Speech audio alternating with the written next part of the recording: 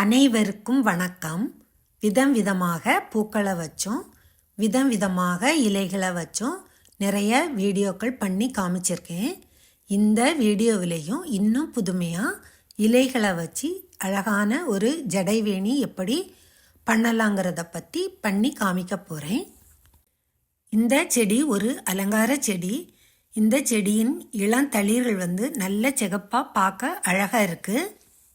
இந்த செடியும் ஒரு அலங்கார செடி தான்.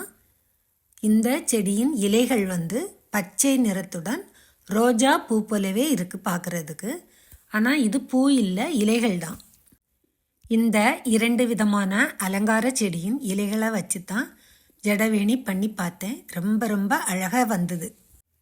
சின்ன வடிவ ரோஜா போன்ற இலைகளை எடுத்திருக்கேன்.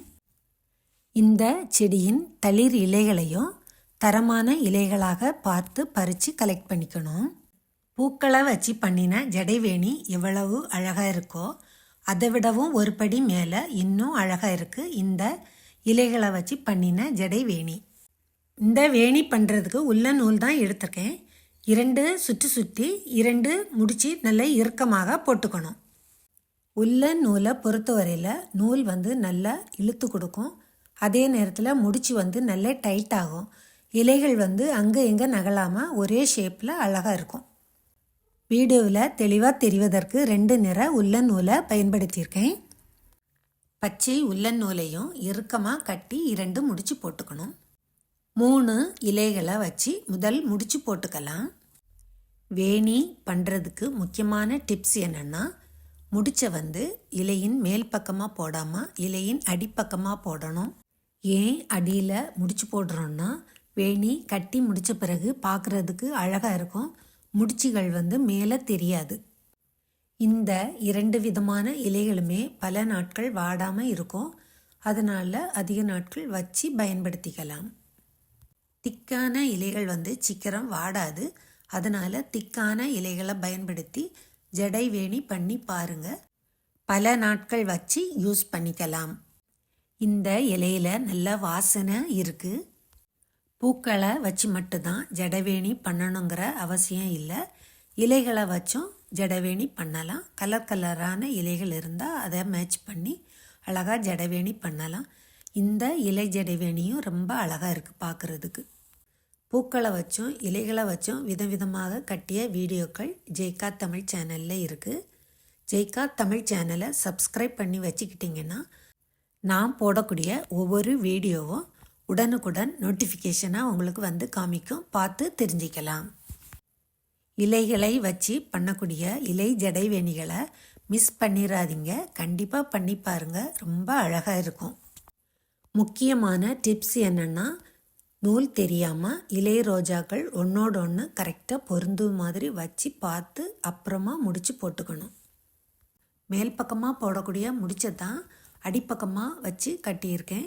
இந்த முறையில் கட்டும்போது முடிச்சுகள் அடிப்பக்கமாக தெரியும், மேல் பக்கம் தெரியாது. கட்டி முடித்ததுக்கு அப்புறமா ஜடைவேணி பார்க்குறதுக்கு நீட் அண்ட் பர்ஃபெக்டாக இருக்கும். பார்ட்டி ஃபங்க்ஷனுக்கு போகும்போது இது மாதிரி வித்தியாசமான முறையில் இலை ஜடைவேணி பண்ணி சாரீக்கு மேட்சாக வச்சுட்டு போகும்போது புதுமையாகவும் இருக்கும். அதே நேரத்தில் அழகாகவும் இருக்கும்.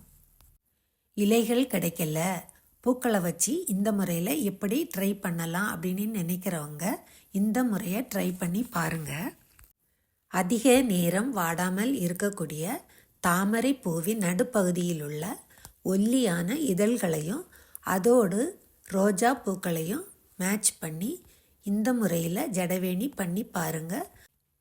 வேணி கட்டி முடித்த பிறகு 2 முடிச்சுகள் இறுக்கமாக போட்டுக்கணும். வீடியோ பிடிச்சிருந்தா லைக் பண்ணுங்கள், கமெண்ட் பண்ணுங்கள்.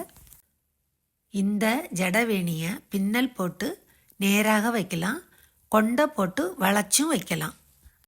செயற்கையான இலைகளையும் பூக்களையும் எப்போ வேணும்னாலும் வாங்கிக்கலாம். ஆனால் இயற்கையான இலைகளாக இருந்தாலும் சரி தான், பூக்களாக இருந்தாலும் சரி தான், இயற்கை தரக்கூடிய அந்தந்த சீசனில் தான் நாம் பெற்றுக்கிட முடியும். 2 பக்கமும் நூல் விட்டு முடிச்சு போடும்போது வேணியை ஜடையில் கட்டுறதுக்கு வசதியாக இருக்கும். இந்த ஜடவேணி வீடியோவில் பார்க்குறத விடவும் நேரில் பார்க்குறதுக்கு ரொம்ப அழகாக இருக்குது. இது மாதிரி கலர்ஃபுல்லான இலைகள் கிடச்சின்னா ஜடவேணி பண்ணி பாருங்கள். ரொம்ப புதுமையாக இருக்கும், அதே நேரத்தில் ரொம்ப ரொம்ப அழகாகவும் இருக்கும். தண்ணீர் தெளித்து ஃப்ரிட்ஜில் ஸ்டோர் பண்ணும்போது 1 மாதம் கூட வாடாமல் இருக்கும். நன்றி, வணக்கம்.